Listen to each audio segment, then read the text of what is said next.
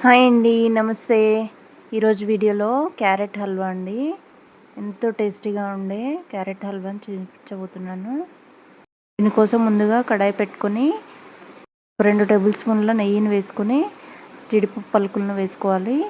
ఇవి బాగా కలర్ వచ్చే వరకు వేయించుకొని పక్కకు తీసుకోవాలండి.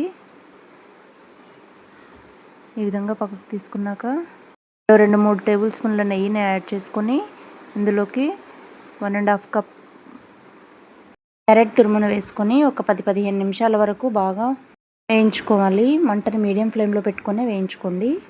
ఇప్పుడు ఇందులోకి 1.5 కప్ అంటే క్యారెట్ తురుము తీసుకున్న కప్తోనే 1.5 కప్ మిల్క్ని యాడ్ చేసుకోవాలి. ఫుల్ ఫ్యాట్ మిల్క్ తీసుకోవాలండి. ఇందులోకి నేనైతే మీగడతో పాటు వేసేసాను. చాలా టేస్టీగా ఉంటుందండి ఇలా వేయడం వల్ల. పాలన్నీ ఈ విధంగా అబ్జర్వ్ చేసుకునేలాగా బాయిల్ అవ్వనివ్వాలండి.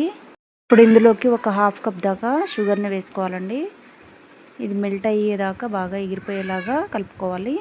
ఇప్పుడు ఇందులోకి 1 టేబుల్ స్పూన్ ఇలాచీ పౌడర్ని వేసి మిక్స్ చేసుకోవాలి.